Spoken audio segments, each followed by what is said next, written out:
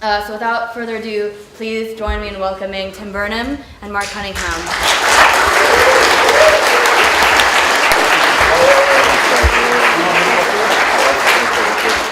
Hey guys, thank you so much for coming. I see a lot of familiar faces. I figured this would be the only way I could go get waves at Panics. While you guys are here, we're going to go get some waves. No, seriously, thanks so much for coming. Appreciate it. Hope you enjoy the film. Come out to Wedge anytime. You're all welcome. Don't tell anybody else I said that. Big mahalo to Taylor Chang and Sarah Fang for producing the 9th Annual Honolulu Surf Film Festival. Please pick up a program, and I hope you'll come see other films. It opened on the 2nd and goes all the way to the end of the month. Tim's film will screen 2 more times on the 17th and 30th, so if you enjoy it, maybe tell your friends. There'll be 2 other opportunities to see it. I don't know when I met Tim, it was a while ago, but a great body surfer, he loves it. I'm kind of an Oahu Opihi, I don't get off the rock that much. The handful of times I've gone to the Wedge, Tim and the boys have been very warm and welcoming, and of course they've come over here over the years to ride waves at Sandy and Panic and out at the North Shore, and there's a nice friendship and sharing that goes on back and forth. I came up with a new saying, and I don't know what terrifies me more in Southern California, the 405 or the Wedge.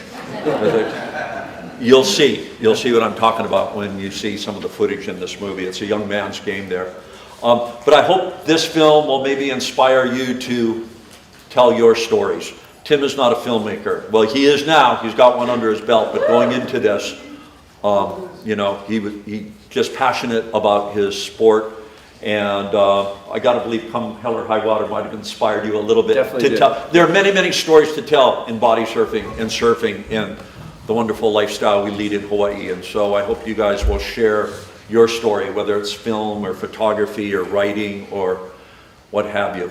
I see a couple of faces in the crowd. One, Gary Cooley. Thank you very much, Gary, for supporting. Yeah. Thank you very much for supporting the Honolulu Surf Film Festival and giving us mentions. There's Shawnee Inoka, and where's Mel? Mel, stand up. Mel organized the body surfing. Mel organized the body surfing contest with a lot of friends out at Mapaha in 2015. It might have been the best body surfing contest I've ever been in, because at the end of your ride, you got on a jet ski and you got to ride all the way back up to the point. And so I think his next contest is going to be early 2017.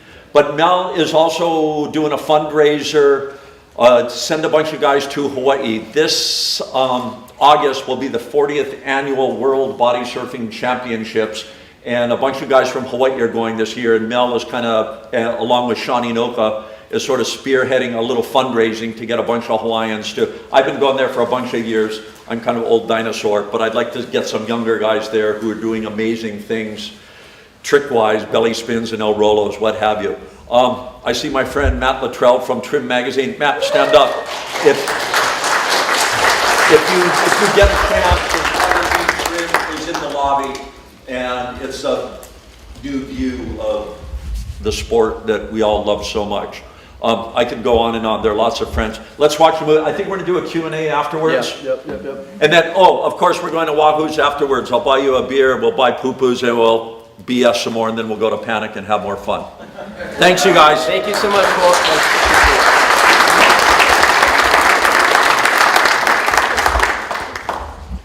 Which is, if you could talk a little bit about what inspired you to make the film in the first place.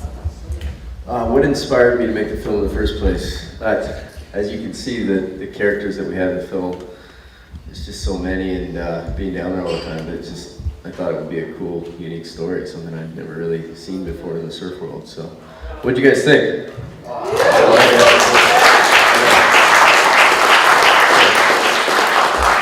And then my second question is for both of you, and Mark as well. If you could share with us one great personal wedge story, share it with us, that would be I have one amazing. that's from recent, and Mark probably has the same one. We were in the water 2 weeks ago. Mark was out with Connie, and a whale washed up onto the beach right in front of us and came out right underneath us. It was kind of the most surreal thing I've ever seen. Didn't But, beach, did it? No, it like did. went onto the beach, but then it made its way back out. That's So it's something that's never happened before. Wow. And Mark just happened to be there. I happened to be there. It's kind of cool. It's more memorable, I guess, with the recent ones. Yeah. I think Mel said, you know, the wedge is even dangerous for whales. Yeah. Because it got caught inside on a wicked day. And that was most likely my most memorable because it was the most recent. I can maybe count on two hands the amount of sessions I've had at Wedge over the years, but the Wedge crew has always been very warm and welcoming to me, and it's a real nice, respectful brotherhood there. And I totally respect those guys for their crazy level of wave riding, the older generation and the younger guys that are there now. I joke that I'm so. It's lucky I didn't grow up in Newport Beach. I either would have died of a broken neck or venereal disease. Anyway, there's one other guy I got to point out. Herbie, stand up. This is my dear friend Herbie Knudsen. He was a lifeguard at Sandy Beach when I was and I used to hitchhike out to Sandy Beach, and Herbie was my mentor, and he showed me how smooth and cool and neat body surfing could be. It's not about me or Herbie, it's about body surfing. But thank you, Herbie. Do you have a question or a comment, Herbie? How you covered the history of that was touching. Stuckman, thank you. We're suffering right now through the same thing. They have those new Costco surfboards coming into the surf at Sandy Beach, and it drives me crazy. And nobody says anything but me. Yeah. The mean old man. There's nothing wrong with that. Somebody's got to do it. Capella does. You have to say it loud, Steve. Yeah, Steve definitely does. Yeah. Any question? Back there, grab a question. Were there any women? Yes, there are. Well, there's been a couple over the years. None that were available during the filmmaking process. We didn't have anything unfortunately on footage. A girl by the name of Dana. She's awesome. She charges. We've had some visitors, female visitors from Hawaii, and we had someone from Japan come out recently. But nothing. For some reason, we just can't keep them. I think it's because the guys are. Women are smarter than men. Yeah, I think the guys are a little down. too inappropriate for the girls to stick around. Back in the day, I guess there were. This is in the 50s. A couple girls that were pretty regular down there. I didn't get their names. They didn't have any footage, so unfortunately, they didn't make the cut. But yeah. I think there is, and it's old Bud Brown footage, which is absolutely classic, that you saw in the beginning of the film, and later on in one of the segments You're right, there. in the beginning, yep, there is. Yeah. Bud Brown, the godfather of surf movies, we're celebrating him on the very last night of the film festival here on the 31st? Yep. 31st. But Bud Brown loved body surfing. He was a lifeguard at one time. And I think some of his early footage showed one of the Calhoun sisters. I think there are two sisters, Candy and Marge Calhoun. And there are Mark pictures knows more about wedge than I do. There are pictures of them. I'm older than you, that's why. The Calhoun sisters at Maka'a, which is a great body surfing beach. And I'm not the first body surfer and lifeguard in Hawaii by any stretch. There are many, many greats before me. Buffalo Keaulana. A couple of weeks ago at the Rabbit Cake High Memorial Service at Waikiki Beach, there's this incredible display, and it was by a hero of ours, Joe Quigg. And I think this was in 47. Joe Quigg is describing Rabbit Cake High body surfing outside Waikiki, getting barreled and just swimming like a dolphin. And many great Hawaiian and Californian body surfers and lifeguards well before me. I'm just another link in the chain. I don't know what the chain is doing or where it's going, but I'm happy to have been a part of it all. I'm loving where we're going. I think all the young guys I see over here on Instagram and Facebook and all the social media outlets, it's pretty cool to see this new blood of body surfing coming up. A lot of the footage was Mel's home movies from Super 8 and VHS or Beta, whatever that format was. Thousands of hours. We only had so much money to go through all the footage that we had that you end up seeing, but there's way more if anybody wants to make another wedge movie. But I highly recommend you follow Mel on Instagram. And what's it? Wedge Mel, yeah. Wedge Mel. He posts classic shots from over the years, and they're just beautiful slices of wedge history. He'll do 1 or 2 posts a day, and it's pretty beautiful. Yeah. Any other questions? Yes, sir. Harry Wade, Yes. he was the best like in the 70s, like, 70s, 80s, yeah. and then he got hurt and he stopped, but you couldn't get an interview with him, or? This was a tough one we had to battle with. Terry has some health problems. Kind of don't want to divulge more than that. And it was just we chose not to take that route. Kind of to just save face, out of respect for him. But. Gary. Well, I just about the performance level. You got this guy, this icon, and you have these classic moments where you measure up his performance against the classic wedge days and take the best young kids of today. You know, even as much as they progressed, have they really progressed that much, or would you consider it pretty much equal when you compare them up? You know, Terry, see, that's the thing. I think there's only so much you can do at wedge in riding, and I think the style that Fred kind of created down there, Terry kind of evolved, Matt Larson, Mel, Tom Kennedy, I think there's a gap there. And then you got these young guys that I think from watching that footage, and you know, they've created their own style from that. But yeah, I think they've maybe reached that point. To say they're better now, I don't think you could ever say that. It's hard to compare generations. Yes. I mean, in surfing, there have been so many equipment changes, whereas body surfing, it's just the body and what guys are doing on the wave. So it's still kind of timeless. It's kind of classic. I mean, there are young guys like Connie Aliti Wilcox at Point Panic and Mike Stewart, incredible. Somehow I'm like the most famous body surfer, but Mike Stewart is the best body surfer. He's been kicking my ass at Pipeline and Panic for years and years in contests. But the tricks and maneuvers that Mike did boarding, he's transferred over into body surfing. And there's a young generation of guys that are doing, you know, incredible tricks and maneuvers too. And so it is evolving of sorts. I've never seen anybody do a front flip as clean as Connie over here. And that thing's pretty incredible. So, yeah. Front flip body surfing, yeah, I said that. Nobody at wedge can do that, so. How do you think the hand plane is going to affect any of that? I mean, Hand I've seen plane. so many from tiny size to bigger ones. Like, Yeah. is I have a pretty big opinion on hand planes. I don't like them. At wedge especially, they think they're pretty useless.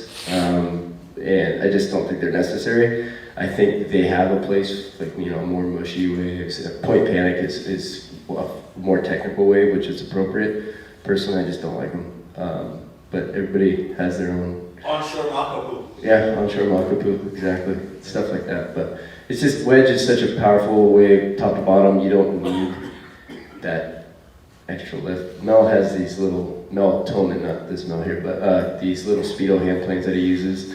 We call them crutches. I call him handboarder helper. Yeah. I mean, there's nothing against them. I know like Sean Inoka has his own line of bullet boards. It's pretty incredible shape. I've ridden one before, one of his, and you know, just for me, I don't like to use them. They're guys, and it still holds true out of Point Panic, but back on the North Shore, when I was first out at the North Shore body surfing, there are a couple of guys, Red Wings was one of them, and another guy, Chip Hartman, and they rode these beautiful handboards, very similar design, kind of concave, and they were definitely taking off on bigger, steeper waves, going longer and faster than I ever could. Wouldn't you say so, Robbie? Yeah. I wouldn't say they were faster, they were better, but they were spectacular. Yeah, they're different in, you know, I personally like the freedom of not having a board where I can put my hands all over the place. Sometimes you're sort of attached to this thing and a prisoner to it, and you'll certainly go faster and get around certain sections, and there are pros and cons to it. I love, you know, my big love of body surfing is the sense of freedom and not having the equipment or the gear. But I love there are guys that panics that are just like going fast and making through so many barrels and sections that I'm just getting gobbled up in. So, just, you know, I wouldn't want it. I'm scared of something that close to my head. Same. Yep. You know, some of these have pintails and hard rails, and something just 3 feet away from my eyes or head gets me a little leery. But there are times I've used them and had really, really good fun. Not many people bring down a wedge. I mean, it's kind of something that if you come down with a handboard, most people would kind of like, oh, they're not from right I here. saw one little bit of footage with it. I'm like, Yeah. Yeah, some guys do, yeah. There's one back there. Oh, I'm just wondering, seasonally and over the years, has the sand changed much, the amount of sand, or is it? The amount of sand, yes. It's, according to Fred Simpson and some of the old school guys, they said it's significantly become less. I don't know why, it just has. I guess back in the day you could walk out half a mile and on the sand along the jetty, and now you get maybe 100 yards, so, yeah. Anybody Any other else? question? I have one. In the filmmaking process, what was the most surprising thing that you discovered, like in your journey of collecting all these stories and putting the film together? The most surprising thing how much footage Mel had. That was pretty surprising. How much footage Bud Brown had. Unfortunately, we didn't have the money to go through all that. For me, not being a filmmaker, everything was kind of surprising. Oh, that's how you do that. Okay, gotcha. You know, I said it this morning in this interview that I kind of feel like I got my own degree in filmmaking this round, because. I mean, again, it was like really remarkable that this was your first film, and just the emotion that you captured and the way you structured it. It just was brilliant. Yeah, thank you. And I do have 2 partners on the film, Edwin and Jack. They're from Hunt House Pictures. They really are the talent too behind this. It's a combined effort. These guys, they knew what they're doing and helped me kind of evolve my ideas into picture. So, yeah. Random question. Yes. Do you have to pay anything for the name Dirty Old Wedge to what's his name? No. To, Craig, right? Yeah. Yeah, that's Craig. No, that's, I guess, no, Joe? fair game. My lawyer said I'm good to go. Yeah.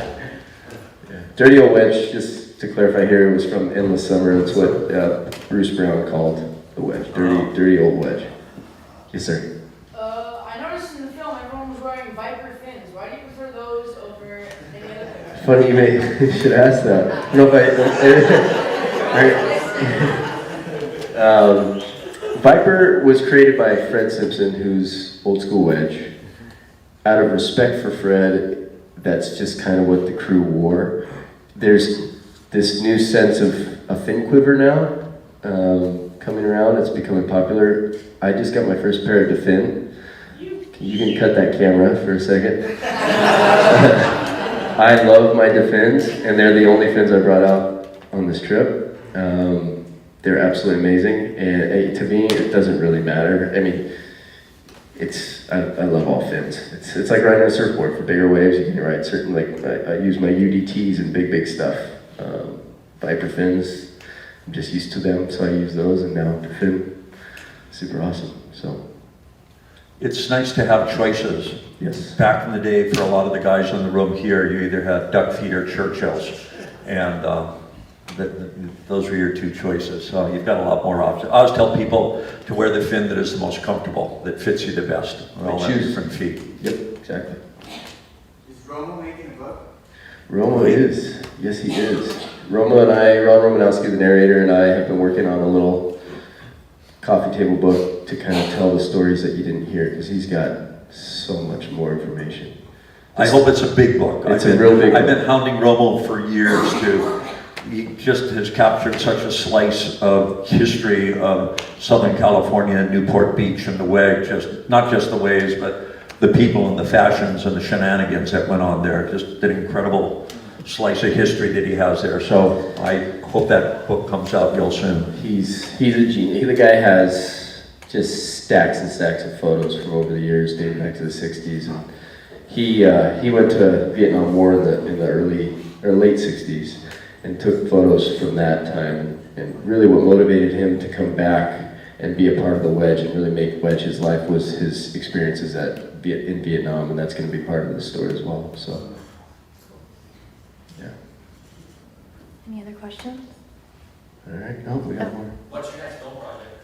Next film project, I've been throwing around a few ideas. I really want to do something on the Lanada Bay Boys. I don't know if anybody's familiar with that, but these guys, the Bay Boys in Lanada Bay, have been stirring up some controversy. They are now getting sued for $30,000 each for being a surf gang. I think that would be a cool story to tell, just to maybe tell their side and the other side. But yeah. Oh, hey, we have a party after this. 3 to 5, right, Mark? 3 to 6, we're to go to Wahoo's. We've got dollar beers, we've got poo-poos, and we'd love to keep talking stories and answering questions. Thank you all for coming here, and thank you for supporting the Honolulu Surf Film Festival. Thank you, guys.